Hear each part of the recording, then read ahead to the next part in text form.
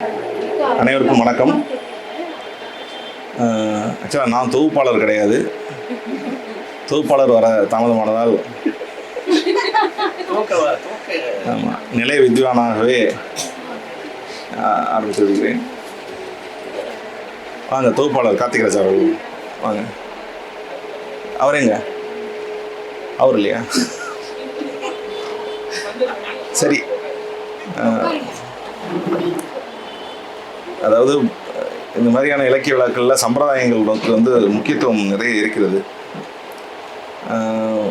நம்ம ஆல்ரெடி லேட்டாக ஆரம்பிக்கிற சம்பிரதாயத்தை மட்டும் கடைபிடிக்கிறதுனால வேறு சம்பிரதாயங்களை விட்டுருவோம். நானே இந்த நிகழ்ச்சியை தொடங்கி வைக்கிறேன். அனைவருக்கும் வணக்கம். Welcome to B for books. இது வந்து அடுத்த புத்தக காட்சி சீசனுடைய முதல் புத்தகம்னு நினைக்கிறேன். இந்த புத்தக வெளியீட்டு விழா, இந்த புத்தகம் கிளிமதம் பொதுவாக நான் நிறைய பேச மாட்டேங்கிறது ஸ்ருதி டிவிக்கு நல்லா தெரியும். இன்றைக்கி வந்தால் கொஞ்சம் மன்னிச்சுக்கோங்க. கிளிமதம், இந்த கிளிமதம் புத்தகம் வெளியாகிற தருணத்தை வந்து நான் மிக முக்கியமான ஒரு தருணமாக நினைக்கிறேன்.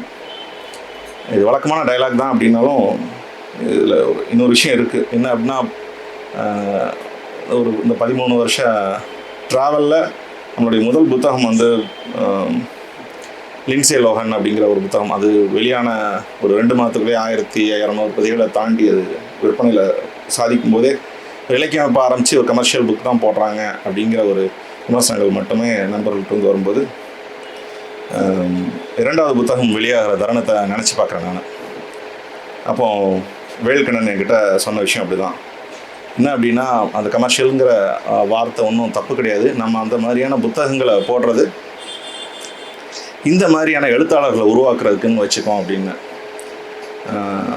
அது வந்து அதுதான் அந்த அந்த அந்த அந்த கணம் வந்து என்னால் மறக்க முடியாது. அந்த இடத்துல இருந்து இந்த இடத்துல வேல்கண்ணன் நினச்சி பார்க்குறது கூட அந்த இடத்துல தான். ஸோ இப்போ ரமேஷ் செக்ஷனுடைய 16 அப்படிங்கிற ஒரு சிறுகதை தொகுப்பு வெளியானது.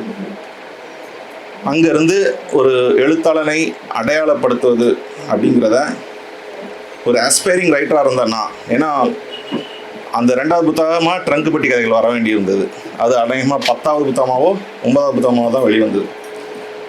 அந்த கேப்பை வந்து நான் ஜஸ்டிஃபை பண்ணிக்கிட்ட இடம் தான் இது விஷயம். என்னென்னா, நம்ம ஒரு யங் ரைட்டர்ஸ்க்கான ஒரு இடமா இருக்கணும் அப்படின்னு. அதுக்கு முன்னாடி அதை வந்து உயிர்மை மாதிரியான பதிப்பங்கள் ஒரு பெரிய லெவலில் செஞ்சுட்டு இருக்கும்போது, நான் அந்த காலத்துக்குரியவனா 2010க்கு பிறகு அல்லது 12க்கு பிறகு வர அந்த காலத்துக்கு அந்த ஒரு ஒரு ஒரு டீகேடில் ஒரு ஒரு பெஞ்ச் மார்க் பண்ணணும் அப்படிங்கிறதுனால ஒரு என்னுடைய சக பயணிகளாக ரைட்டர்ஸை பதிப்பிக்க ஆரம்பித்த இடம் தான். இன்றைக்கி கிளிமதம் உருவாகிற அந்த நிலையிலையும் நான் அந்த அந்த தருணத்தை நினச்சி பார்க்குறேன். அந்த 2வது புத்தகம் போட்ட எழுத்தாளர் இன்றைக்கி வந்து 10 வருடங்கள் 11 வருடங்களாக தொடர்ச்சியாக எழுதிட்டு இருக்கார். சுனில் கிருஷ்ணனாக இருக்கட்டும். அந்த அதுக்கடுத்து ஒரு 2 வருடத்துலேயே 10 சிறுகதை தொகுப்புகள் வெளியானது. இன்னைக்கு கார்த்திக் பாலசுப்ரமணியம் இருக்கட்டும், துயனாக இருக்கட்டும். கார்த்திக் பாலசுப்ரமணியம், துயன்லாம் வெவ்வேறு பதிப்பங்கள் போனாலும் இன்றைக்கும் நான் ஏதாவது ஒரு பதிப்பகம் ரீதியான ஒரு சில விஷயங்களை முன்னெடுக்கும் போது பண்ணும்போதோ அவங்க உடன் இருப்பவர்கள், அவங்க வந்து என் கூட ஆலோசனையில் இருப்பவர்கள், அவர்களை நான் ஸ்டில் யாவரும் பப்ளிஷர்ஸுடைய ஆத்தர்ஸாக பாவிக்கிறேன். அந்த மாதிரியான ஒரு இதுதான் என்னை தக்க வைக்குது. அப்புறம் ஃபார்ச்சுனேட்லி நான் வந்து இன்னொரு விஷயத்த சொல்ல மறந்துட்டேன், ஞாபகம் வந்துருச்சு. அந்த முதல் புத்தகம் 1200 காப்பி வந்து ஒரு 2 மாதத்தில் விற்கும். என்ன நினச்சிட்டேன்னா, பப்ளிகேஷன் வந்து ரொம்ப ஒரு லாபம் தர தொழில் நினச்சிட்டேன். 2வது புத்தகம் கொஞ்சம் சுமாராக போனாலும் அந்த 4வது புத்தகமும் 1000 காப்பி. நான் போட்டதெல்லாம் வாமனிண்டன் புக்கு. அடுத்தது 3ஆம் இன்றைக்கி வரையும் 7000 காப்பி பக்கம் போயிடுச்சு. ஆனால் அதுக்கு பிறகு 4 டிஜிட்டுங்கிறதெல்லாம் வந்து நான் மறந்துட்டேன். நான் ஆல்மோஸ்ட் 4 டிஜிட்லாம் மறந்துட்டேன். ஆஃப் செட் பிரிண்டிங்லாம் மறந்துட்டேன். பட் ஸ்டில் கடந்த ஒரு 2 வருடமாகவே வந்து ஒவ்வொரு புக் ரிலீஸ்லேயும் வந்து இந்த புக் வந்து யாவருக்கும் ஒரு கம்பேக்காக இருக்கும்னு சொல்லிகிட்டே இருப்பேன். ஆனால் இன்றைக்கி இந்த புக் வந்திருக்கும்போது நான் அந்த ப்ரெசன்ட் டென்ஸை வந்து ஒரு பாஸ்ட் டென்ஸாக சொல்லலான்னு தோணுது. வி கேம் பேக் அப்படின்னு தோணுது. ஏன்னா அந்த இடத்துல இருக்கிறோம் நம்ம. ஸோ இவரை பற்றி பேசுறதுக்கு முன்னாடி இந்த இடங்கள்லாம் நான் சுட்டி காட்டினேன். என்னன்னா, இவர் எந்த இடத்துல லொக்கேட் பண்ணலாம் அப்படிங்கிற இடம் தான். இப்போ ஓரளவுக்கு நம்ம வந்து சீனியர் ரைட்டர்ஸும் பப்ளிஷ் பண்ணுறோம். நானே ஒரு 10 வருடமாக அவங்க கூட சேர்ந்து பயணித்து நாங்களே வந்து யங்ஸ்டர்லேருந்து அங்கிள் ஆகிட்டோம், 40 எல்லாம் தொட்டாச்சு. ஸோ அப்படி இருக்கும்போது மறுபடியும் ஒரு இப்போவும் வைரவன் இருக்கார், யுவான் கார்த்திக் இருக்கிறாரு, அது போக ஜெயன் உங்களை சொல்ல மாட்டேன், நீங்கள் வந்து என்னுடைய ஏஜ் தான், அதனால் அவர் யங்ஸ்டர் மாதிரியே இருப்பார். இது போக இன்னும் நான் சொல்ல வந்தேன், நிறைய பேர்கள் இருக்கலாம். லக்ஷ்மி கார் அவங்க எல்லாம் ஆவரேஜ் ஏஜே இன்னும் 25 வயசு தான் இருக்குது. அந்த 10 புக்கு வெளியானப்போ எனக்கு தெரியாது, அப்போ இப்போ மாதிரி யோபுஷ்காரில் ஃபைனலிஸ்ட்லாம் தெரியாது. அப்போ சொன்னார், நாஜில் நடன அந்த வருஷம் ஜூரியா அந்த ரொம்ப கேட்போம், யோபுஷ்காரோட ஃபைனல் லிஸ்ட்டில் இருந்த அத்தனை பேரும் யாவரும் பதிப்பத்தோட தான் இருந்ததுன்னு சொன்னார். அது அதெல்லாம் வந்து என்னென்னா அது எனக்கு கொண்டாட தெரியாது. அது ஓகே, அந்த போட்டியை நம்ம அட்டன் பண்ணிட்டே இருப்போம் அப்படின்னு. இப்போ கடந்த வருடத்துலேயும் நாமினேஷன் பண்ணும்போது அந்த ஆவரேஜ் ஏஜை கவுண்ட் பண்ண தான் 25, 6 எழுத்தாளர்களை அனுப்பியிருந்தேன். இப்போ மறுபடியும் இந்த புத்தகத்தை தேடும்போது எல்லா விதத்துலேயும் அந்த இடத்துக்குள்ளே போய் ரொம்ப ஒரு எலிஜிபிளான புக் அப்படிங்கிற விஷயத்தை தான் சொல்ல நினைக்கிறேன். அப்படியான ஒரு புத்தகம் தான் இன்று வெளியீடு காண இருக்கிறது. அதுக்கு முன்னாடி அந்த நிகழ்ச்சியை இங்கே ரொம்ப மோட்டிவேஷன் ரொம்ப சிக்கலான விஷயந்தான், இன்க்ளூடிங் மீ. நானும் சரி, நான் ஒன்றும் கம்ஃபர்டபுளாலாம் புக் பப்ளிஷ் பண்ணிலாம் வரல, கதற விட்டுருப்போம். ரொம்ப ஒரு அவ்வளோ பெயின்ஃபுல்லான ஜேர்னியை தாண்டாமலாம் வர முடியாதுங்கிற இடம் தான். We are not comfortable, but கண்டிப்பாக நாங்கள் வந்து ஒரு ஆத்தர் ஓரியன்ட் பப்ளிஷிங் தான் நடத்திட்டுருக்கோம். இந்த இனிமேல் கொஞ்சம் வெர்டிகல்ஸாக நிறையா இது பண்ணுறதுக்கு நண்பர்கள்லாம் உதவி இருக்காங்க. அதனால் நம்ம இன்னும் சில டைவர்சிஃபிகேஷன்லாம் பண்ணுவோம், புத்தகங்களை வந்து வைடாக கொண்டு போகிறதுக்கான விஷயங்கள்லாம் பண்ணிகிட்ருக்கோம் அப்படிங்கிறத சொல்லிடுறேன். இதெல்லாம் பப்ளிஷிங் சைடான சும்மா ஒரு தெரிவிக்க வேண்டியது, சுதிட்டியில் எனக்கும் பேச தெரியும் காமிக்கிறதுக்கான சொன்னது. மற்றபடி இந்த நிகழ்ச்சிக்கு ஒத்துக்கொண்டு வந்திருக்கின்ற சக எழுத்தாளருடைய சக ஊர்க்காரரான கவிஞர் இந்துமதி அவர்களை வரவேற்கிறேன். அவங்க ஊடகவியலாளர் விகடனில் இருக்காங்க. அதனால் அவங்கள பார்க்கும்போது ரொம்ப எனர்ஜெட்டிக்காக இருக்குது. வாங்க இந்த மாதிரி. அடுத்ததாக ஜெயன் கோபாலகிருஷ்ணன்.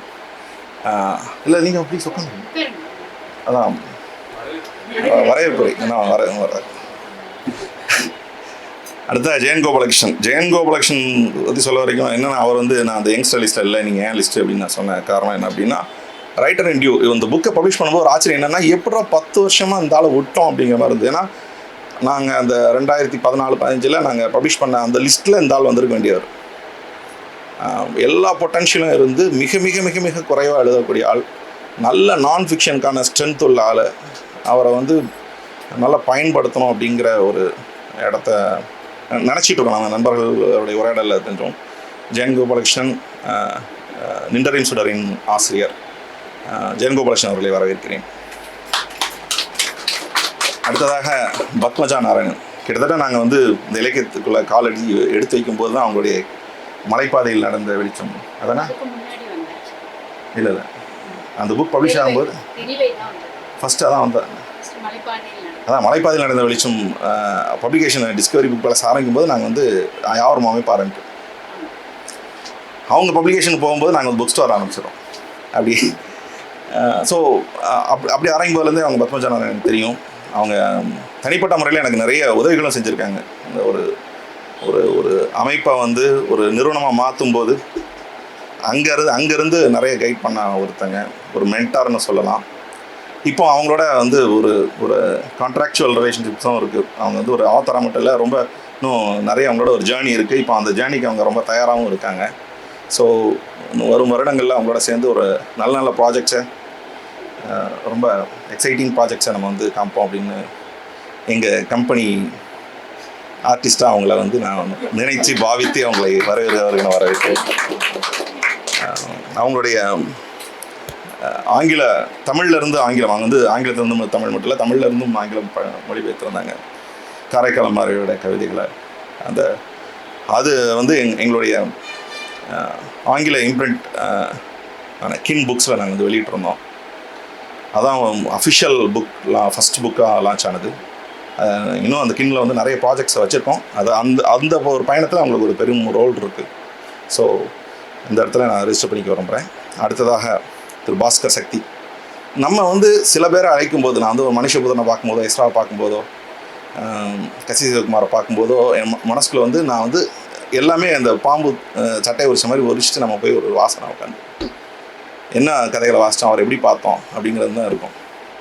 ஸோ அந்த இடத்துல நான் வந்து இவர் எப்படி ரைட்டர் இன் டியூன் சொன்னோமோ ரொம்ப நாளாக வந்து அஃபிஷியலாக நிறைய இடங்களில் நம்ம மிஸ் பண்ணி வச்சா அவர் மிஸ் பண்ணிட்டோமேன்னு தோணுச்சு. இந்த கதையின் நிலத்தோடு ஏதோ ஒரு வகையில் அவருக்கு ஒரு சம்மந்தம் இருக்கிறதா எனக்கு தோணுனால ஃபஸ்ட்டு எனக்கு வந்து தோன்றின பேரே வந்து பாஸ்கர் சக்தி தான். அதனால் இயக்குனர், எழுத்தாளர் திரு பாஸ்கர் சக்தி அவர்களை அடுத்ததாக இந்த அவருங்க தொகுப்பாளர் உள்ளே வந்து உட்காருங்க. ஊடகவியலாளர், தொகுப்பாளர் திரு கார்த்திக் ராஜா அவர்களை வரவேற்கிறேன். உங்கள் ரோலை வந்து நீங்கள் இங்கே வராது போகிறதுனால உங்கள் ரோலை நான் எடுத்துக்கிட்டேன், மிச்சத்தை இது பண்ணலாம். அதுக்கு முன்னாடி தம்பியை பற்றி சொல்லணும்னா, ஏதோ ஒரு புக் ஃபேரில் நமக்கு தான் புக் ஃபேர்னாலே மழை பெஞ்சிருமே, இதுவரையும் 6 புக் ஃபேரில் மழை பெஞ்சிருக்கு. ஆமாம் ரெயின் மேன்னு வந்து பப்ளிஷர்ஸ் கடையில் நான் வந்து இது பண்ணிக்குவாங்க. இவர் பக்கத்தில் நமக்கு ஸ்டால் கிடைக்கக்கூடாதுன்னு வேறு சொல்லுவாங்க. அதெல்லாம் வந்து எங்களுக்குள்ளே எங்கள் ஏரியாவுக்குள்ளே நடக்கக்கூடிய ஒரு ஜோக்ஸு. ஷார்ஜாவுக்கு போனோம், ஒரு 19 பப்ளிஷர்ஸ் சேர்ந்து ஒரு 8 இதாக பண்ணோம். அதில் கூட ஒரு 4 பெட்டி அவுட்டு மழையில். எங்களுக்கு வந்து ஏஜென்ட் சொல்லிட்டான், சரி லாபத்தை பங்கு போட்டுக்கோம் அப்படின்னு வேறு பெருந்தன்மையோட சில பப்ளிஷர்ஸ் சொல்லிட்டாங்க, சரி நஷ்டத்தை பங்கிட்டுக்கோம். நஷ்டம் யாருக்குமே வரலையே, நமக்கு மட்டும்தான் அந்த 4 பெட்டி யாரும் பெட்டி தான். ஸோ அந்த மாதிரி அதுலேருந்து ஆரம்பித்து இப்போ ஈரோடு புக் ஃபேர் வரையும் இதெல்லாம் வந்துட்டு இருக்கனால இப்போ வேறு டிசம்பர்லேயே வச்சுருக்காங்கங்கிற கதியிலையும் இந்த புத்தக வெளியிட்ட நடத்திக்கிட்டு இருக்கேன். ஓகே, ஜோக்ஸ் அபார்ட், அப்படியான ஒரு தருணத்தில் ரொம்ப குளிர்காய்ச்சலோடு பார்த்துட்டு இருக்கும்போது பாஸ் பை பக்கத்தில் அறையில் 0 டிகிரியில் ஒர்க் பண்ணிட்டு இருந்தார் அந்த தம்பி. இப்படி பண்ணும்போது அவர் போரையை போற்றி போனவர் தான், யாராமே அப்படின்னு பார்த்தேன். நோட்டீஸ் அப்புறம் புத்தகங்கள் பரவாயில்ல, எல்லா ஸ்டாலுக்கும் போகிறவர், புத்தகங்கள் தொடர்ச்சியாக வாசிக்கிறாரு. விஜய் மாதிரியான நண்பர்களோட சேர்ந்துருக்காங்க. அவங்க வீரமே விஜயகுமாரோடைய சேர்ந்துருக்க ஒரு 5-6 பேர் இருப்பாங்க. அவங்க தான் வந்து ஒரு பார்த்தாலே வந்து கொஞ்சம் டேஞ்சரான ஆட்கள் மாதிரியே தெரியும். எதிர்காலத்தில் எல்லாத்தையுமே எல்லா ஊழல்களையும் அம்பலப்படுத்த போகிற, இலக்கிய ஊழல்களை அம்பலப்படுத்த போகிற ஒரு மாதிரியே இருப்பாங்க. ஸோ அவங்களோட ஒருத்தரை தான் நான் பார்த்தேன். அதில் அப்புறம் அவருடைய ஊர் கேட்டோன்னே அது ரொம்ப என்னுடைய கதை உலகத்தில் ரொம்ப அந்த ஊர் மேலே ஒரு மிகப்பெரிய ஒரு பிரேமம் இருக்குது. அந்த ஊரை வந்து நான் எங்கள் அம்மா நான் நேராக போன கிடையாது, ஆனால் அம்மா வசித்த அந்த ஊரை பற்றி நிறைய கதைகள் சொல்லுவாங்க. அதே என்னுடைய புனைவுகளில் வச்சுருக்கேன். அந்த கதையை வாசிப்பார் அப்படின்னு சொன்னப்போ அப்படி தான் ஒரு உரையாடல் ஸ்டார்ட் ஆச்சு. ஆனால் அவனுக்குள்ள ஒரு இயல்பாக ஒரு கதை சொல்லி இருக்கிறாங்க. இந்த புத்தகம் அப்படி தான். நான் வந்து புத்தகங்களில் ஒரு எழுத்தாளரை 2 விதமாக பார்ப்பேன். கதை சொல்லி எழுத்தாளருங்கிற ஒரு 2 இடத்துல இருக்குது. முன்னுரை எழுதுறா அப்படின்னு நான் சொல்லும்போது தான், முன்னுரை எழுதுங்கன்னு சொல்லும்போது தான் என்ன நாகராஜன் எம்எல்ஏ மாதிரி, நாகராஜ சோழன் மாதிரி வந்திருக்காரு. முன்னுரை எழுதும்போது தான் அவர் வந்து நான் வந்து கதை சொல்லி அப்படிங்கிறத நிரூபிச்சிட்டார். ஏன்னா அவர் எத்தனையோ கதை கூட, நாவல் கூட திருத்தி எழுதிக்க மாட்டார். முன்னுரை அவ்வளோ நாள் திருத்தி எழுதினார். ஜெயன் கரெக்டாக கண்டுபிடிச்சிட்டார். முன்னுரையை வச்சு நான் அவரை ஜட்ஜ் பண்ணிட்டேன், அவர் யார் அப்படின்னு. ஸோ பேசும்போது எங்களுக்கு அந்த இது தெரிஞ்சது. அருமையான கதை சொல்லி நான் வந்து அவருடைய கதைகளை நான் கேட்க அது ஒரு பெரிய ஒரு வாழ்க்கையை வாழ்ந்துருக்கான்னு தோணுச்சு. இது வந்து நான் வந்து அவனோட அனுமதி இல்லாமல் கூட சொல்கிறேன்னா, வாழ்க்கையில் அவனுடைய பயணத்தை நான் தொடர்ச்சியாக பார்க்கும்போது பெரும் தோல்விகளை ஒரு சராசரியாக நமக்கு அதான் இருக்கும். அந்த எல்லாத்தையுமே தாண்டி வந்து அந்த ஒரு என்னென்னா துடுப்பற்ற ஒரு தோணி போல தான் அவனுடைய வாழ்க்கை சித்தத்தை நான் பார்க்கும்போது எனக்கு அப்படி தான் தோணுச்சு.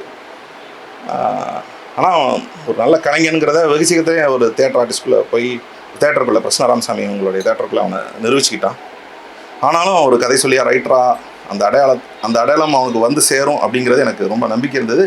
அவன் சொன்ன கதைகளில் நீ வந்து ஒரு நல்ல இடத்த நோக்கி வருவேன்னு. ஆனால் கதைக்கு வச்சிருந்த தலைப்பு வந்து ஏற்கனவே ஒரு காம்படிஷனுக்கான பேப்பர்களுக்கு அதான் தலைப்பை பார்க்கும்போது ரொம்ப ஹாரிபிளாக இருந்தது. தலைப்பே போதும், அவங்க ரிஜெக்ட் பண்ணியிருப்பாங்க அப்படின்னு தோணுச்சு எனக்கு. அந்தளவுக்கு ஸோ நண்பர்கள் ரொம்ப கைட் பண்ணாங்க. இந்த நேரத்தில் உடல்நிலை சரியாதனால வர முடியாத வேதநாயக் அவர்களை நினைத்து பார்க்குறேன். வேதநாயக்கும் நண்பர் சுஷில்குமாரும் அவருடைய நாவலுக்கு ரொம்ப ஹெல்ப்ஃபுல்லாக இருந்தாங்க. ஒரு புத்தகத்துக்கு எடிட்டிங் ரொம்ப தேவைப்படுறது அப்படிங்கிற விஷயத்த வந்து மறுபடியும் உணர்ந்தோம். நாங்கள் வந்து என்ன அது வரும்போது ஒரு கதை சொல்லி அபாரமாக வெளியே வர முடியும் அப்படிங்கிறத நாங்கள் நம்புகிறோம். அப்படியான ஒரு புத்தகமாக ஒரு நல்ல ஒரு அறிமுகமாகிற ஒரு எழுத்தாளர்களில் ஒரு ரொம்ப ப்ராமிசிங் ரைட்டராக உருவாகிறதுக்கான எல்லா தகுதிகளும் உடையவர் தான் செல்வகுமார் பேச்சுமுத்து அவர்கள். பேச்சுமுத்தையும் சுமந்து வந்திருக்கிற ஒருத்தரை வந்து நான் வந்து மதிக்கிறேன். தந்தையின் பயணத்தையும் சேர்த்து அவருடைய கனவுகளையும் சுமப்போனா அவன் வந்து நல்ல இடத்த நோக்கி போவான் அப்படிங்கிற ஒரு வாழ்த்துக்களையும் சொல்லிட்டு நிகழ்ச்சியை தொடர்ந்து தொகுத்து வழங்க திரு கார்த்திக்ராஜ் அவர்களை இது பண்ணுறேன். அதுக்கு முன்னாடி ஒரு 5 பதிகள் கொடுத்தீங்கன்னா அந்த நூல் வெளியீட்டை வந்து நிகழ்த்திடலாம். முதல் பதியை திரு பாஸ்கர் சக்தி அவர்கள் வெளியிட பெற்றுக்கொள்ளையாப்பா. நான் தான் வெளியிட்டு அவங்க அம்மா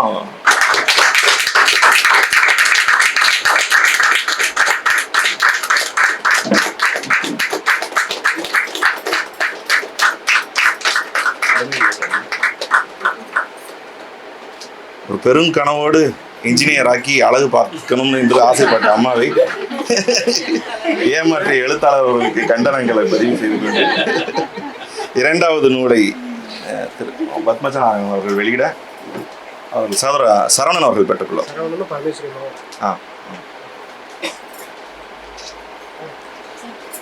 அப்புறம் செல்வகுமார் பேச்சுமுத்து வந்து பத்மஜா நாராயணன் அவர்களுடைய தீவிர ஃபேன் என்பதை சொல்லிக்கொள்ள விரும்புகிறேன். அவங்களுக்கு நடுவில் நிலைப்பா.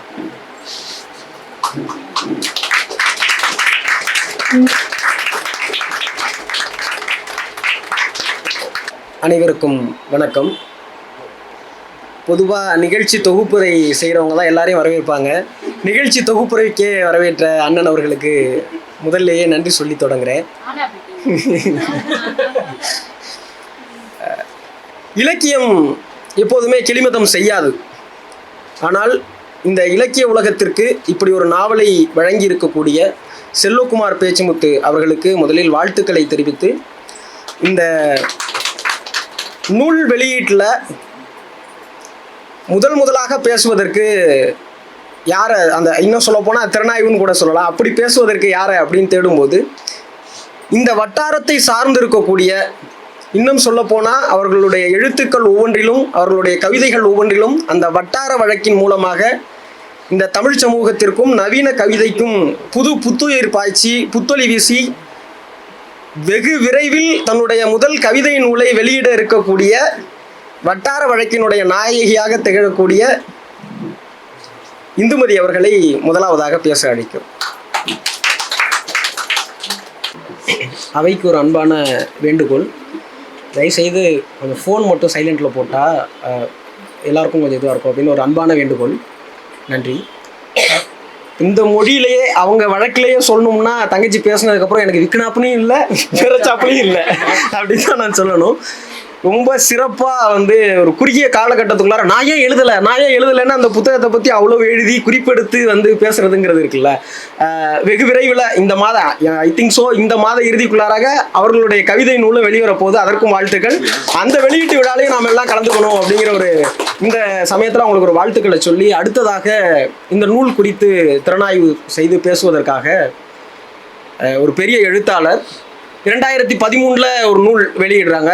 அதுக்கப்புறம் திடீர்னு ஒரு கேப்பு, அதுக்கப்புறம் நின்றெறியும் சுடருங்கிற மாதிரியான ஒரு நூலை வெளியிட்டு, ஓகே ஃபர்ஸ்ட் கதை, முதல் கதை, அதுக்கப்புறம் நின்றெறியும் சுடருங்கிற ஒரு நூல் வெளியீட்டின் மூலமாக இந்த தமிழ் கூறும் நல்லுலகத்திற்கு அறிமுகமான எழுத்தாளர் ஜெயம் அவர்களை வந்து அன்போட ஜெயம் கோபாலகிருஷ்ணன் அவர்களை அன்புடன் ஒரு இடையூறுக்கு மன்னிக்கணும். பொதுவாக இம்ப்ரிண்ட்டில் வந்து நம்ம ஜானரை தான் போடுவோம், புத்தகம் எந்த வகைமைன்னு. இதில் வந்து ஒரு சப்ஜெக்டை போட்டிருக்கோம். நம்ம இம்ப்ரிண்ட்டை திறந்து பார்த்தீங்கன்னா நமக்கு தெரியும். ஒரு பெயர் நாவல் பெயர், இதுக்கு பிறகு எளிமதம் நாவல் வந்துருது. இதில் இல்லையே,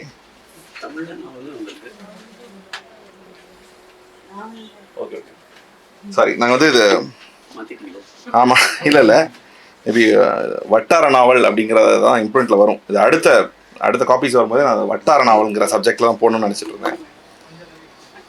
வட்டார நாவலுங்கிற இதை வந்து நான் இப்போ இந்த இடத்துல ஒரு டிக்ளரேஷனாக கூட சொல்லலாம். அது ஸோ இந்த நாவலுங்கிற ஜானரை நம்ம வட்டார நாவல்னே கொடுப்பேன். ஏன்னா எனக்கு அது மேலே ஒரு உடன்பாடு இருக்குது. ஸோ அந்த இடத்த பேசலாம்.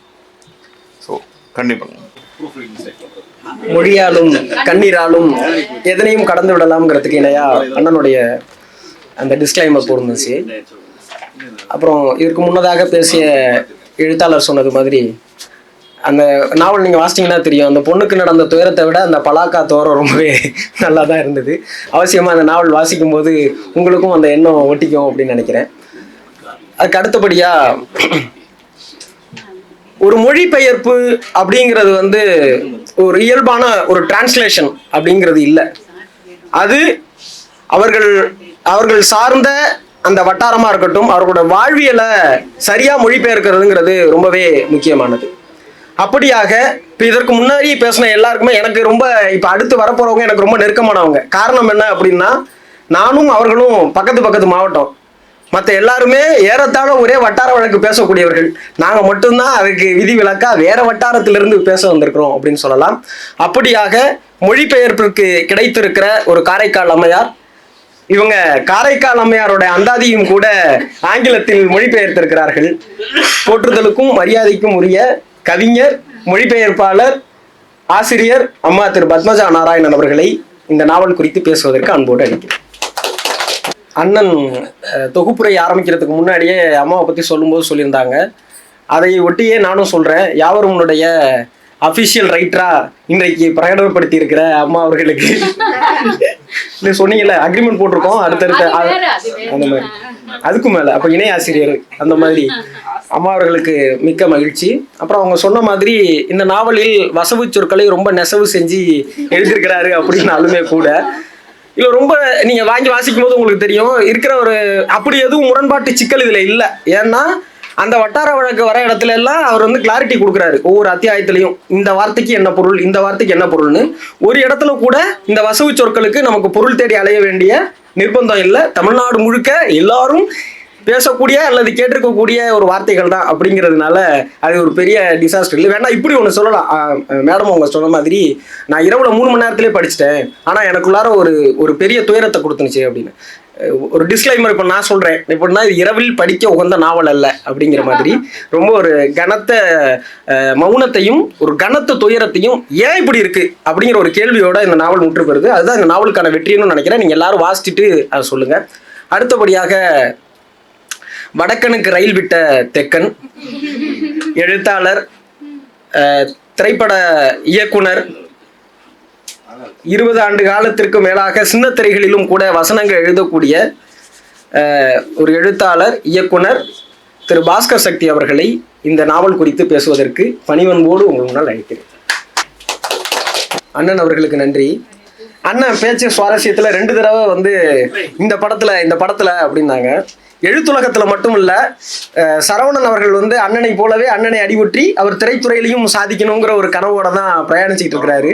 இந்த அவையில் அண்ணனுடைய வாக்கை அசரீரியாக எடுத்து அவருக்கு ஒரு வாழ்த்துக்களை சொல்லி, அப்புறம் எல்லாரும் சொன்னது மாதிரி இந்த கெட்ட வார்த்தை வசவு சொற்கள் அப்படின்னு புற வாழ்க்கையிலையும் சரி இந்த புத்தகத்திலையும் சரி ஒரு ஆதிக்க வர்க்கத்தினர் வந்து வசவு சொற்களை தாக்குவதற்காக பயன்படுத்துகிறாங்க.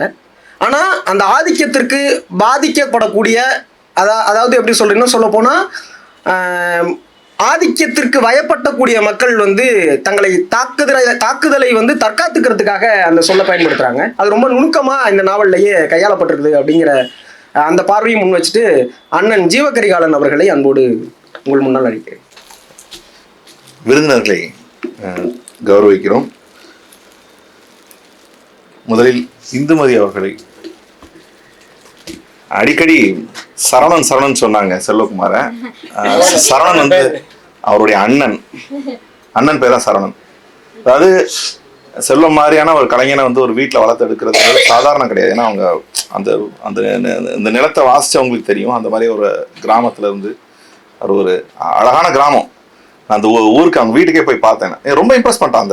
அதுக்கு பின்னாடி இவன்ட்டு இருந்து புக் வாங்கி ஆகணும். நான் இப்படி தான் முதல் புக் வாங்கினவங்க ஒவ்வொருத்தங்க பின்னாடி தேடி அலைஞ்ச கதையை நான் தனியாக புக்காக போடலாம். ரமேஷ் செக்ஷன்லேருந்தே சொல்லுவேன், அது ஒரு தனியாக ஒரு சாப்டர் இருக்குது அந்த புக்கு. அப்போ ஏன்னா இந்த ஒரு சந்தோஷமான விஷயத்த சொல்லணும்னா அந்த வீடு அந்த ஆனால் ஒன்று ஒரு டிக்ளரேஷன் போட்டே ஆகணும். ஏன்னா அதில் அவருக்கு நிறைய சிக்கல் வரலாம். இந்த கதாபாத்திரங்கள் ஊர் எல்லாமே கற்பனை அப்படின்னு சொல்லி ஆகணும். ஆனால் அவ்வளோ சதவீதம் உண்மை அந்த அது தெரியும். ஆனால் அந்த ஊருடைய அழகு, அந்த ஊரை பற்றி எங்கள் அம்மா சொன்ன கதை இருக்கும். அப்படி அந்த ஊருக்குள்ளே போகும்போது ஒரு டேர்னிங் வரும். அந்த டேர்னிங் வந்தோடனே ஒரு காற்று புதுசாக அடிக்கும். அந்த மலைக்கு 2 மலைக்கான இடத்துல அந்த பாஸ் வந்து வரும்.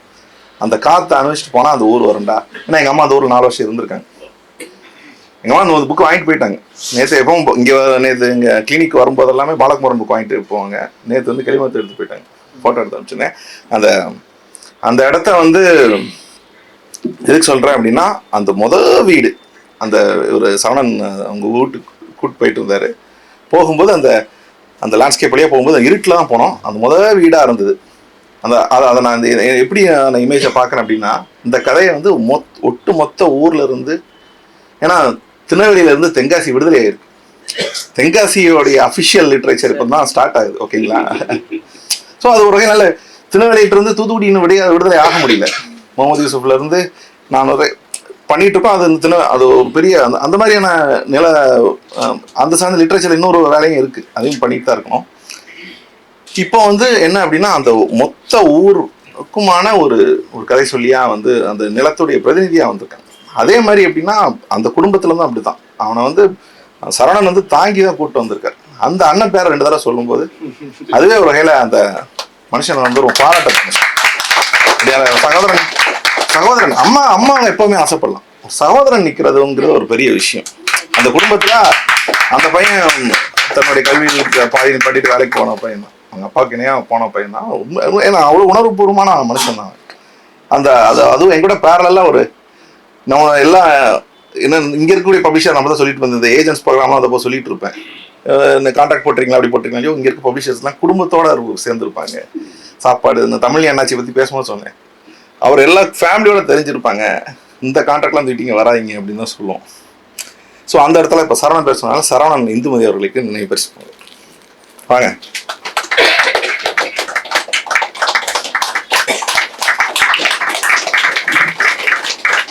இன்னும் கூட கூட்டம், ஏன்னா அந்த ஊரில் அவ்வளோ கலைஞர்கள் இருக்காங்க. இவருடைய இன்னொரு சகோதரன் சுரேஷ் ஒருத்தர் வருவாருன்னு எதிர்பார்த்தேன். அவரும் ஒரு நல்ல கலைஞர், யூடியூப்ல ரொம்ப பிரபலமான ஆளு. அந்த முளைப்பாரி பாடல்கள்ல ரொம்ப ஃபேமஸான ஆள். ஸோ இந்த பாடல்கள் இதெல்லாம் வந்து அந்த மொத்த கதையும் ஊட்டி வச்சிருக்காங்க அவனுக்கு. நான் அப்படி சாப்பிடுவோம். அவங்க அம்மா சமைச்சு பாவம் இவனுக்கு அதுக்கெல்லாம் இன்னும் பத்தாது, இன்னும் வேலை செய்யணும். அம்மாவோட சாப்பாடு பண்ண தொந்தரவுகளுக்கு. அடுத்த பத்மஜா நாராயணன் அவர்களுக்கு, அகிலா சேகர் அவர்களுக்கு வாங்க மார்க்கெட்டுக்கு.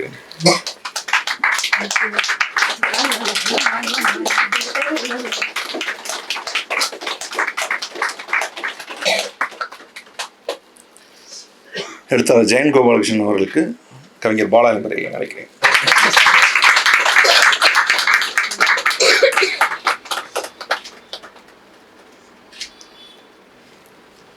தூத்து வழங்கி கொண்டிருக்கின்ற கார்த்திக் ராஜா அவர்களுக்கு நினைவு பரிசினை கார்வழி செய்தர் அவர்கள்.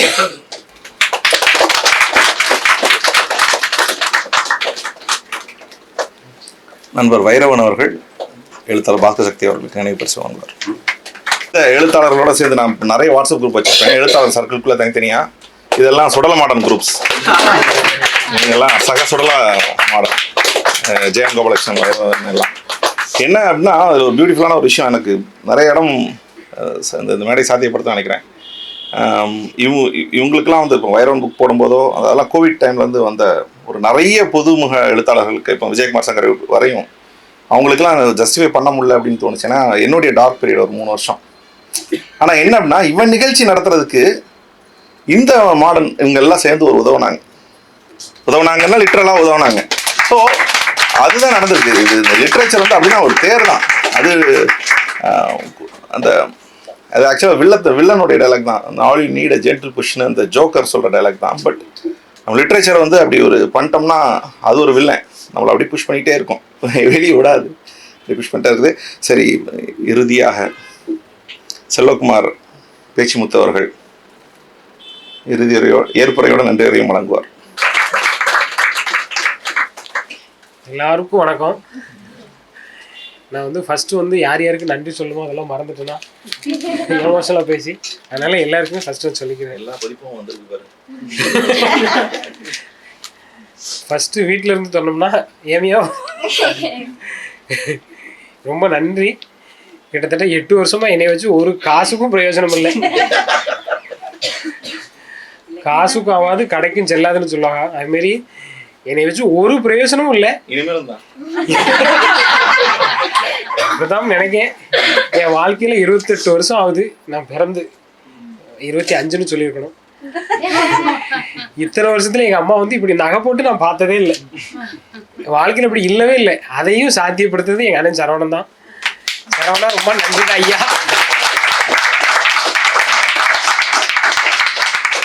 இப்பவும் விட்டு தான் போட போறேன். ஏன்னா இவ்வளவு நாள் என்னைய பார்த்துக்கிட்டே மாரி இன்னும் கொஞ்ச நாள் கண் கலக்காம என்னையும் என் குடும்பத்தையும் பார்த்துக்கோன்னு எனக்கு நம்பிக்கை இருக்கு.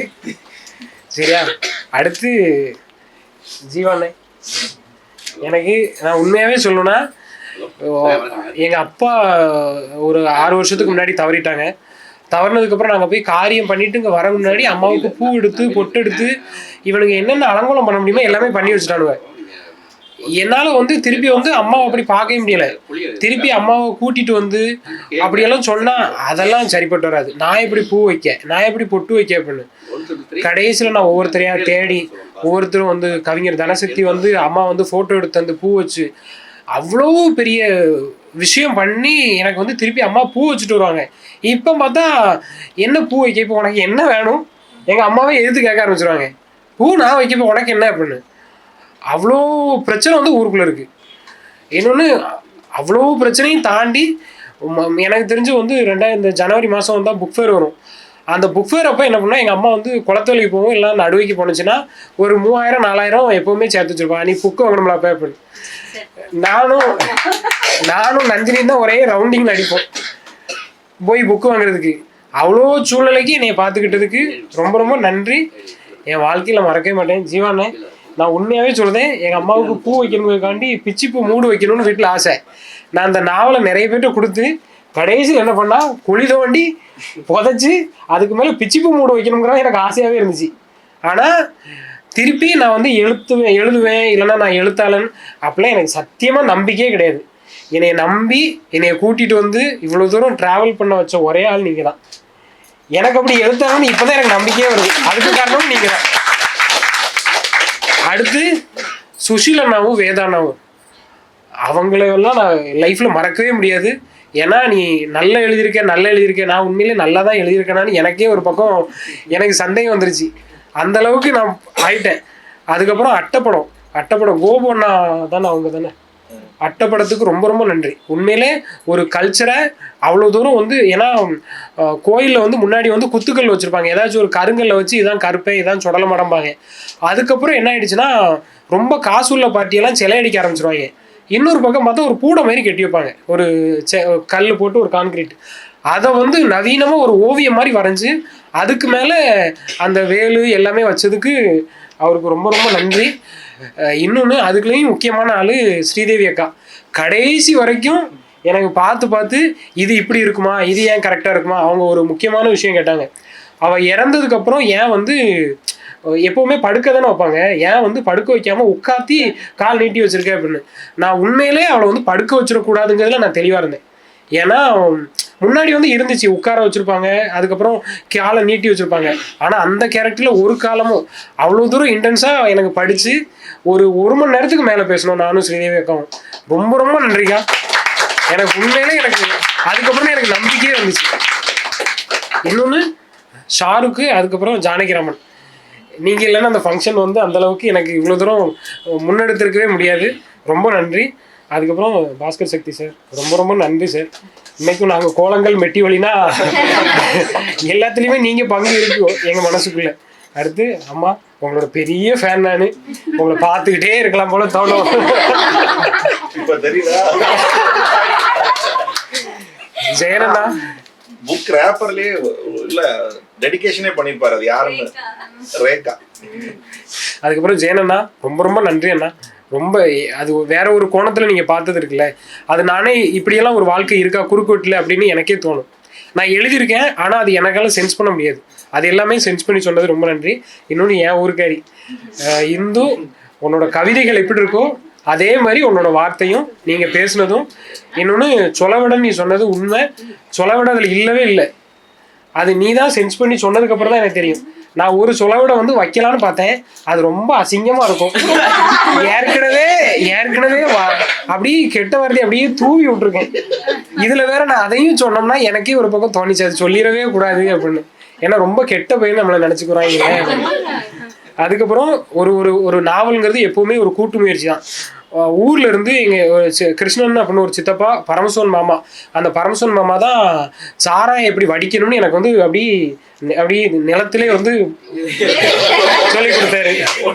அடுத்து முளைப்பாரி பாட்டு பாடுற சங்கிலின்னு ஒரு அண்ணா இருக்காங்க.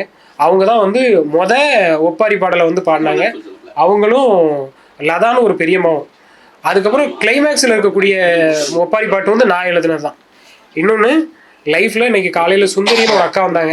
சின்ன வயசுலேருந்து யாரோ ஒருத்தவங்க வந்து நம்மளை வந்து நீ நல்லா வருவேன்னு எல்லாருமே நம்மளை ஒரு மாதிரி வறுமையில் இருக்கும்போது ஒரு மாதிரி பேசும்போது நீ நல்லா வருவேன்னு சொன்ன ஆரம்பிச்சதுலேருந்து அடுத்து என் லைஃப்பில் பார்த்த பரமேஸ்வரி அம்மா. நான் காலேஜில் அவங்கள பார்க்கலன்னா நான் உண்மையிலே எழுதியிருக்க மாட்டேன், புக்கு படிச்சிருக்க மாட்டேன். இன்னைக்கு அவங்க இல்லைன்னா நான் இல்லை. இன்னொன்று சென்னை மாதிரி ஒரு இடத்துல ஒரு நல்ல வீடு கிடைக்காது. நல்ல வீடு கிடைச்சா நல்ல ஹவுஸ் ஓனர் கிடைக்க மாட்டாங்க. எனக்கு வந்து மாரியம்மாள் வெர்ஷன் 2 தான் அவங்க. ஏன்னா சாப்பாடு போட்டு எழுதுறதுக்கு வந்து ஸ்நாக்ஸ் கொடுத்து காஃபி கொடுத்து அதுக்கப்புறம் பார்த்தா கடைசியில் செலவுக்கு ரூபா கொடுத்து நான் வந்து வாடகை கட்டுறேன்னா அவங்க எனக்கு தாராங்களானே தெரியாது. அவங்க ரேஞ்சுக்கு அவங்க வந்து ஹோம் மேக்கர் தான். அவங்க அவ்வளோ தூரம் எங்கேயாச்சும் ஒரு பெரிய இடத்துக்கு ஃபங்க்ஷனுக்கு போனால் அவங்க வந்து பண்ணவே தேவையில்லை. எனக்காக என்ன செய்வாங்கன்னா ஏதாச்சும் ஒரு ஹோட்டல் போனாங்கன்னா எனக்கு செல்வா இங்கே சாப்பாடு நல்லா இருக்குன்னு எடுத்துகிட்டு வருவாங்க. அவ்வளோ அன்பு காமிக்கிறதெல்லாம் இருக்குல்ல, என் லைஃப்பில் அவங்களை மறக்கவே முடியாது. ஒரு சாவப்புறம் நான் ரொம்ப உடம்பு முடியாமல் இருந்தேன். என்னை பத்திரமா பார்த்து சால்வை தந்து எல்லாமே தந்து எனக்கு பார்த்துக்கிட்டது அவங்க. நான் அதனாலே வந்து காப்பி அவங்கள்ட்ட தான் கொடுக்கணும்ட்டு நேற்று அவங்கள்ட்ட தான் ஃபஸ்ட்டு காப்பி அவங்களுக்கு கொடுத்தேன். அடுத்து master Shanmuga Sundaram dance master. அவர் ரொம்ப ரொம்ப முக்கியமான ஆள். எல்லா காலத்துலேயும் ஒரு ஆர்டிஸ்ட் எப்படி இருக்கணுங்கிறதுக்கு அவர் ஒரு லிவிங் எக்ஸாம்பிள். அவங்களும் இன்னொன்று திருப்பியும் அவங்களுக்கு தான் நான் நன்றி சொல்லணும். பிரசன்னா ராமசாமி மாரி ஒரு பிம்பத்துக்கிட்ட நான் நின்னதுக்கே எனக்கு வாழ்க்கைக்கு போதும். எனக்கு அவங்க கிட்ட இருக்கணும்லாம் ஆசையே இல்லை. அவங்க தூரத்தில் நின்று அவங்க பண்ணுற எல்லா வேலையும் பார்த்தாலே போதும். அவ்வளோ பெரிய ஆளுமை, அவ்வளோ பெரிய ஒர்க்கு. அந்த ஒர்க்குக்கெல்லாம் எனக்கு தெரிஞ்சு அவங்க பேசிகிட்டு இருக்கும்போது நான் யோசிப்பேன், பேசாமல் உட்கார ரெக்கார்டரை எடுத்துகிட்டு வந்து இந்த அம்மா பக்கத்தில் உட்கார வச்சுட்டா எப்படி இருக்கும். அது வாட்டுக்கு போய்கிட்டே இருக்கும். அவங்க பேசும்போது அவங்க கிளாஸ் எடுக்கும்போது கூட அப்படி இருக்கும். அவ்வளவு ஆளுமை மிக்க பெண்மணி. அவங்களோட ஆறாவை சுற்றி நிற்கிறதுக்கே நம்ம வந்து விட்டில் பூச்சி மாரி நம்மளால் தாங்க முடியாது. எனக்கு அவங்க வருவாங்களா வரமாட்டாங்களா அதெல்லாம் எனக்கு ரெண்டாவது பட்சம். ஆனால் அவங்க எப்போவுமே அப்படி அவங்களோட ஒர்க்கை பண்ணிக்கிட்டே இருக்கணும். அது மட்டும் தான் அவங்களுக்கு உடல்நல குறைவே இல்லாமல் ரொம்ப ஹாப்பியாக இருக்கணும். அவங்க ஒரு தடவை ஹக் பண்ணால் போதும், இந்த வாழ்க்கைக்கு நம்ம வந்து ஏதோ ஒரு நல்ல பாக்கியம் பண்ணியிருக்கோம்னு அர்த்தம். அவ்வளோ பெரிய முக்கியமான ஆள். அடுத்து எங்கே வந்திருக்க அத்தனை ஃப்ரெண்ட்ஸுமே நான் யார் பேரை சொல்ல எப்படி பேரை சொல்ல அவ்வளோ பேருக்குமே ரொம்ப நன்றி. ஏன்னா ஒருத்தர் பேர் சொல்லனா இன்னொருத்தருக்கு வந்து இல்லைங்கிற மாதிரி எனக்கு எல்லாருமே அவ்வளோ முக்கியம். அவ்வளோ முக்கியமான ஃப்ரெண்ட்ஸ். கேரளாலேருந்து வந்து அங்கே திருவண்ணாமலையிலேருந்து வந்து எல்லா இடத்துலேருந்தும் வந்த அத்தனை ஃப்ரெண்ட்ஸுமே ரொம்ப ரொம்ப நன்றி. அதுக்கப்புறம் முக்கியமாக முசஃபிர் அலி அப்படின்னு ஒரு டைரக்டர். அவர் வந்து பாலிவுட் டைரக்டர். அவர் தான் வந்து உம்ராவோ ஜான் அப்படின்னு ஒரு மூவி எடுத்தவர். அந்த உம்ராவோ ஜான் எடுத்த ஒரு காரணத்துக்காகவே காலம் பூரா அவருக்கு நன்றியோடு இருக்கணும். ஏன்னா ரேகாமாவை நடிக்க வச்சாரு. இங்கேருந்தே சொல்லிக்கிறேன், ரேகாமாவுக்கு ரொம்ப நன்றி. அதுக்கப்புறம் நாவலை பற்றி பேசணும்னா எல்லாருக்கும் சொல்லிட்டேன். நாவலை பற்றி பேசணும்னா உண்மையை சொல்லப்போனால் நான் வந்து எங்கள் ஆச்சி கூட தான் வளர்ந்தேன். எங்கள் ஆச்சி கூட தான் படுத்திருப்பேன். எங்கள் ஆச்சி வந்து கிட்டத்தட்ட எனக்கு வந்து ஒரு பக்கம் இந்த வாழ்வியெல்லாம், இன்னொரு பக்கம் எனக்கு தோப்பு, காடு, மாமரம், அண்டி மாமரம் எல்லாத்த பற்றின உலகமே எனக்குள்ள வந்து நிறைய கொட்டை பிறக்கி, தேக்கங்கொட்டை, புளியங்கொட்டை எல்லாமே கொட்டை பிறக்கி விற்கிறதுலேருந்து, வயக்காட்டுக்கு போகிறதுலேருந்து எங்கள் ஆச்சியை மாரி என் வாழ்க்கையில் பார்த்த உழைப்பாளி யாருமே கிடையாது. எங்கள் ஆச்சி காலையில் மாம்பழம் பிறக்கையிலேருந்து எல்லா காலத்துக்கும் என்னை கூட்டிகிட்டே திரிவா. எனக்கு என்னென்னா இப்போ தான் இந்த வருஷம் தான் எங்கள் ஆச்சியும் தவறி போனாங்க. என் லைஃப்பில் எனக்கு பெரிய வந்து இழப்புனா ஆச்சியோட இழப்பு. இன்னொன்று சொல்லப்போனால் நான் சின்ன வயசுலேருந்து பார்க்கும்போது அந்த ஆச்சிகிட்ட இருந்து வந்த சூடு இருக்குல்ல, அதனால தான் எனக்கு வந்து பெண்கள்லாம் வித்தியாசமாக தெரிய ஆரம்பித்தாங்க. ஆனால் இங்கே என்ன பிரச்சனைனா எல்லா பெண்கள் மேலேயும் வன்முறை நிகழ்ந்துக்கிட்டே இருந்திருக்கு. ஒருத்தர் மேலும் இல்லை. நான் இப்போ ஊரில் பார்த்தோம்னா என் வாழ்க்கையில் பார்த்த 99% இருக்கக்கூடிய பெண்களுக்கு ஒரு ஆணால் வன்முறை நிகழ்ந்திருக்கும். ஒரு ஆணால் உடம்புல ஏதோ ஒரு விதத்தில் ஒரு கீறலோ ஒரு காயமோ ஏற்படுத்தியிருக்கும். அது வந்து எவ்வளோ தூரம் போகுதுன்னா, என்னை பொறுத்தளவில் நம்ம வந்து இப்போ வந்து விவரம் தெரிஞ்சதுக்கப்புறம் ஒரு பெண் அப்படின்னா ஒரு எனர்ஜெட்டிக்கான ஒரு ஆன்மான்னு சொல்லலாம், ஒரு எனர்ஜின்னு சொல்லலாம், எல்லாத்தையும் வெளிப்படுத்துது. ஆனால் என்னை பொறுத்தளவில் நான் வளர்ந்த விதத்தில் பெண்ணுங்கிறவ உடல் தான். அவங்க அப்படித்தான் எனக்கு வந்து டீச் பண்ணாங்க. அப்படித்தான் அந்த சமூகத்தில் இருக்குது. பொம்பளைய வந்து இப்போவும் ஊருக்கு போனோம்னா, இல்லை என் பொண்டாட்டிக்கு எனக்கு பிரச்சனை அப்படின்னா ஒருத்தவங்க சொல்லுவான், அடி கொடுல அப்படிமா. அப்போ என்னென்னா அவன் மேலே வன்முறை நிகழ்த்தணும், அதுவும் உடலில், அது பாலியல் ரீதியாவோ ஃபிசிக்கல் ரீதியாவோ என்னவோ. ஆனால் பெண் மேலே வன்முறை இருந்துக்கிட்டே இருக்கணும். என் வாழ்க்கையில் பார்த்ததில் 99% பெண் மேலே வன்முறை தான். ஆனால் செக்ஷுவல் அப்யூஸ்லாம் நடந்தால் வெளியிலே சொல்ல மாட்டாங்க. ஒடுக்கப்பட்ட பெண்களுக்கே பாதிப்பு இல்லை, ஒடுக்கப்பட்டதுலேயும் கீழே அடித்தட்டு மக்கள் இருக்காங்க. அவங்கெல்லாம் அந்த வாழ்க்கையை வாழ்ந்துடவே கூடாதுன்னு தோணும். எத்தனையோ இடத்துல பாலியல் வன்புணர்வுக்கு உள்ளாகி அதை விட்டு ஊரை விட்டு காலி பண்ண பெண்ணை எனக்கு தெரியும். என் ஊரில் நடந்தது தெரியும், என்னை சுற்றி இருக்கவங்க நடந்தது தெரியும். ஆனால் எல்லாரும் பெண்ணுக்கு ஏதாச்சும் ஒரு பாலியல் ரீதியாக ஒரு வன்புணர்வு நடந்துச்சுன்னா சத்தியமாக வாயை திறக்க மாட்டான். எல்லாருமே கமுக்கமாக இருப்பாங்க. அப்படியே என்னமோ ஒன்றுமே நடக்காத மாரி. அவங்களே வந்து இப்படி வந்தாலும் என் தாய் நல்லா இருக்கியான்னு கேட்பான். அவ்வளோ நஞ்சு வம்பா போனதுக்கப்புறம் அவள்கிட்ட வந்து கேட்க நல்லா இருக்கியான்னு கண்டுக்க மாட்டாங்க. இன்னொன்று அந்த மாதிரி நேரத்தில் நம்மளுக்கு ஒரு மனசாட்சி இருக்கும்ல, இவன் ஒரு பிள்ளைகிட்ட வந்து இப்படி வந்து தப்பு பண்ணியிருக்கான், அப்போ நம்ம வந்து அவனை சேர்க்கக்கூடாது, அவனை காப்பாற்றுறதுல குறியா இருப்பாங்க. எனக்கு அட்டைப்படத்தில் போடும்போது சூலாயுதம் ஈட்டியெல்லாம் இருந்துச்சு. அப்போ நான் என்ன யோசிச்சோம்னா, ஒரு வளைய கம்பு போடணும்னு யோசனை இருந்துக்கிட்டே இருந்துச்சு. ஆனால் அதுக்கப்புறம் தான் தெரிஞ்சு நம்மளே ஒரு ஆணாதிக்க குஞ்சு தான். அப்போது நம்மளுக்குள்ளேயே அந்த தாட்டு வரும்ல, நம்ம என்னதான் வந்து பெண்ணியம் சார்ந்தோ எது பேசினாலும் சரி, நான் கடைசியில் ஒரு ஆண் தான். நான் வந்து உண்மையை ஒத்துக்கணும். நான் ரொம்ப யோக்கியம்லாம் கிடையாது. கெளிமதத்துக்கு என்னன்னா, பொதுவாகவே வந்து ஊருக்குள்ள 2 பெண்களுக்கு இடையில சண்டை போட்டாங்கன்னா ஒரு வார்த்தை சொல்லுவாங்க, நான் இருக்க நிலைமையை பார்த்து நீ வந்து கெளிமதம் கொண்டாடுதியோன்னு. அதுக்கு என்ன அர்த்தம்னா, நான் வந்து சஃபர் ஆகிறத பார்த்து நீ ரசிக்கிற, நீ சிரிக்கிற, உன்னோட பவுசை காட்டுற, உன்கிட்ட எல்லாமே இருக்கு, என்கிட்ட எதுவுமே இல்லைங்கிறது. இதோட டெக்ஸ்ட் என்னன்னா, நாவலோட கடைசினே வச்சுக்கலாம். நான் இவ்வளோ கஷ்டத்தில் இருக்கேன், உங்களுக்கு கொண்டாட்டம் கேட்குது, நீங்கள் கொண்டாடிக்கிட்டே இருக்கீங்க, ஆனால் ஒரு பக்கம் சஃபர் ஆகிக்கிட்டே இருக்கேன் நான், ஆனால் உங்களுக்கு இது கேட்கா அப்படிங்கிறதுக்காக தான் வந்து கெளிமதம். அதில் ஒரு இடத்துல வரும்னு ஸ்ரீதேவி அக்கா தான் எனக்கு சொன்னாங்க. ஒரு இடத்துல அவன்கிட்ட சண்டை போடும்போது, அந்த கல்யாணத்தில் சண்டை போடும்போது, நான் இருக்க நிலைமையை பார்த்து உங்களுக்கு கெளிமதம் கேட்கணும் அவள் கேட்பான்.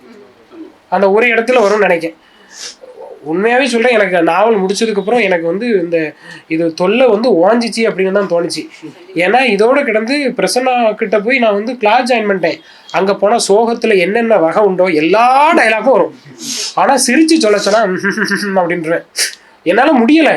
ஒரு ஸ்டேஜுக்கு மேலே கூட இருக்கவங்களும் கேட்க, ஏன் பெயின்ஃபுல்லான விஷயத்த வந்து கன்வே பண்ணுறேன், அவ்வளோ எலாபரேட்டாக பண்ணுறேன், ஆனால் நீ ஏன் வந்து உன்னால் வந்து சிரிச்சா அதுக்கு ஆப்போசிட்டாக இருக்கிற எந்த கேரக்டருமே உன்னால் பண்ண முடியலை, எனக்கு முடியலை. ஈவன் எல்லா இடத்துலையும் வன்முறை பார்த்துருக்கேன். எங்கள் அம்மா மேலே திணிக்கப்பட்ட வன்முறையிலேருந்து நான் சுற்றி பார்த்த அத்தனை பெண்கள் மேலேயும் வன்முறை இருந்துக்கிட்டே இருந்திருக்கு. இதோட ஒரு பக்கம் என்னென்னா, வன்முறையோட எக்ஸ்ட்ரீம் இருக்குல்ல, வெட்டு விழும், அதுக்கப்புறம் கொலை நடந்திருக்கு, வன்புணர்வு நடந்திருக்கு, இல்லைன்னா வந்து தொடர்ச்சியாக சஃபர் ஆகுறது இருக்குல்ல, அந்த மனநிலை எல்லாத்துலேயுமே பார்த்துக்கிட்டே இருந்திருக்கேன். அந்த மனநிலை நம்மளை வந்து நைட்லாம் சில நேரம் தூங்க விடாது. இந்த கதாபாத்திரம் இந்த நாவல் எழுதி முடிச்சுட்டு போன டைமில் வந்து எங்கேயும் சூசைட் எதுவும் அட்டன் பண்ணிடணும் அப்படின்னு பயந்துக்கிட்டே இருந்தேன். என்னால் எங்கேயுமே போக முடியலை. என் ஃப்ரெண்டு ஒருத்தர் இருக்கும், அவன்கிட்ட தான் நான் சொன்னேன், நீ தயவு செஞ்சு இந்த விஆர் மால் கிட்ட போய் விடு, அங்கே இருக்க லைட்டையும் அங்கே உள்ள ஆட்களையும் பார்த்தா எனக்கு கொஞ்சம் தெம்பு வரும், ஒரு மணி நேரம் விட்டு, ஆனால் நான் ஒத்தையில போகிறது பிரச்சனை இல்லை, எங்கேயும் விழுந்துடக்கூடாது, என்னை மட்டும் தயவு செஞ்சு கூட்டிகிட்டு வந்துரு அப்படின்னு சொன்னேன். என்னால் முடியவே இல்லை. அதுக்கப்புறம் பார்த்தா இது எனக்கு தெரிஞ்சு வச்சு, இது ஒப்பேறாது, இது புக்காலாம் வராது, இது ஒன்றுக்குமே ஆகாது அப்படின்னு. ஆனால் ஒரே ஒரு நம்பிக்கை, ஒரே ஒரு ஹோப்பு கொடுத்தது வந்து அண்ணன் தான். இன்னொன்று உங்களுக்கு என்னத்துக்கு நான் வந்து ஜீவானனை திருப்பி சொல்கிறோம்னா, எங்கள் அம்மா கூட பிறந்த ஒரு அண்ணன் இருந்தார். ஒரு காலம் எங்களுக்கு உதவி பண்ணதே கிடையாது. எங்களுக்கு தங்கச்சி வந்து பிச்சை எடுத்தாலும் சரி, அண்ணன் வந்து வந்துட்டு இப்படி ஓ அப்படியா அப்படின்ட்டு போவார், எம்ஆராத மாரி. ஆனால் அவரோட சாயல் வந்து என்னமோ தெரியல உங்ககிட்ட இருக்கு. ஆனா உங்க தப்பா சொல்ல, அவருக்கு அப்படியே ஆப்போசிட். என் வாழ்க்கையில எல்லாரும் நல்லதும் நீங்க அவங்கள்ட்ட தான் ஆரம்பிச்சிருக்கீங்க. ஆனா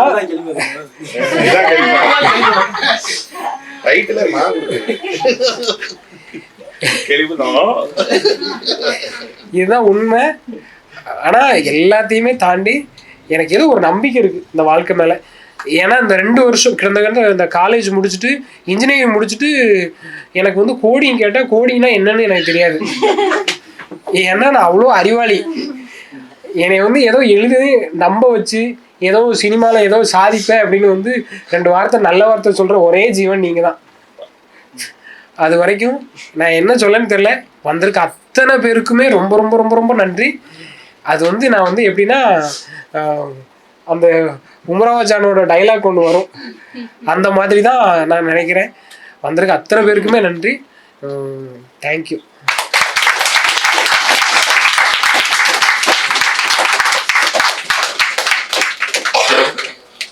இங்க குரூப் போட்டோ எடுக்க முடியுமா? இதுவரை யாரும்ல குரூப் போட்டோ எடுக்கிற அளவுக்கு தான் ஆள் வந்தாங்க.